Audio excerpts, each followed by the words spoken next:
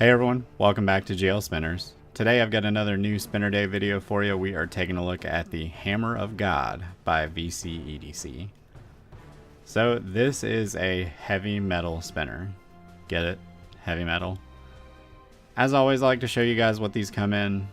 In this case, no tin, but instead they included a nice puck style zippered carrying case. It's semi-rigid and it's got plenty of room for the spinner.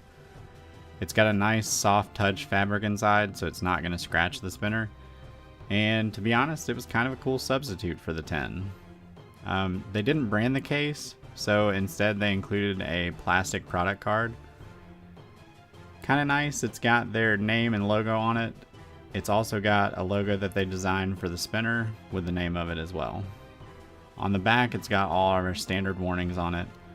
But down at the bottom, it's also got their web address, and then it states that it was designed in the US.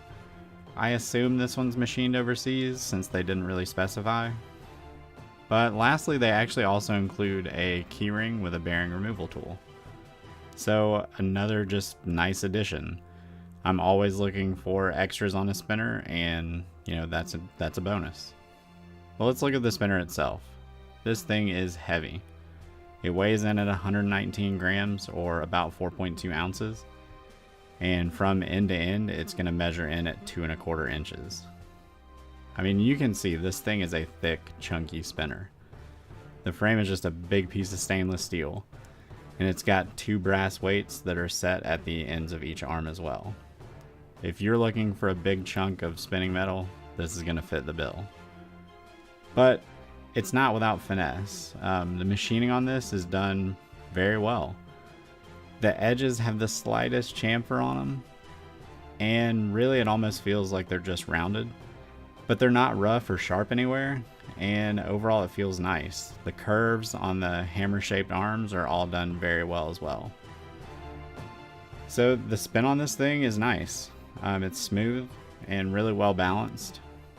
With all that extra weight and the tri-arm design, it gives it a really nice gyroscopic effect. And on mine, there's very little to no wobble on it. In hand, I think it's pretty fidgetable. But one thing to remember is the weight. It's 10 grams heavier than the Triton version 2, and if you're a fan of really small spinners or titanium frames, this might not be for you. It does spin well though. The finger grooves are really deep, which get me really nice one-handed flicks. And the size of the frame's not too big so that I can't fidget with it however I like. I can still use my index finger, push, pull, it doesn't matter. And again, the machining on this thing, it's all done really well.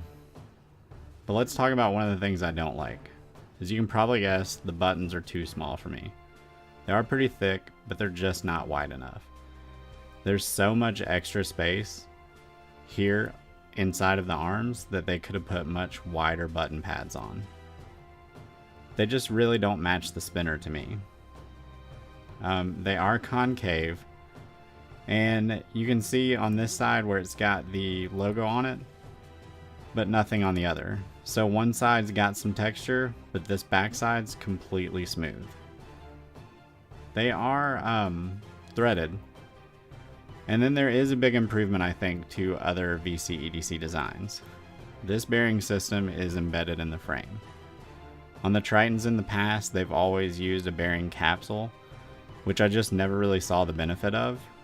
But this moves it to that standard threaded lock with an R188 bearing, and it keeps everything flush to the frame. There's no metal ring, or even sometimes in their case a plastic ring that is hidden underneath the buttons. So I much prefer this. So let's talk about spin time on this beast. With all the weight in the arms, you would really expect a super long, nice table spin. I took it out before the video like I always do, and mine are getting between 5.5 and 6 minutes. So not the longest, but not bad. I really think with either a good cleaning or a different bearing in it, it's definitely made to spin longer. So I always like to show it next to some similar spinners, just to give you guys some real world comparisons. And the first thing that came to my mind on this one was the Steampunk Fat Boy. Reason being, they've got a very similar shape, and the size with the thickness of the arms is really almost identical. You can see they're just really thick, chunky spinners. However, the weight is going to be extremely different. The Steampunk Fat Boy is much lighter with the aluminum frame. And here I've got it next to the Very Dapper. The Very Dapper, it's similar in size, but you can see those arms just aren't quite as thick. And the Very Dapper, even though stainless steel, still weighs quite a bit less. So my biggest complaint on this one was the buttons. And I want to show it with some buttons that I think fitted a lot better. Here I put a set of Neospin's Herc X buttons on it. I think these are much better than the standard ones. They're 23 millimeters and they fit it well. They've got a really nice recessed pad with a nice raised edge, and they just give you a really good grip on the spinner overall.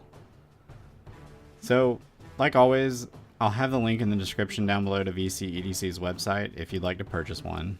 It retails at $60, but from time to time they run discount codes. I actually used one and got this one for around $40 shipped. If you can get it at that price, buy it. But if you're going to pay full price for it, it's a maybe.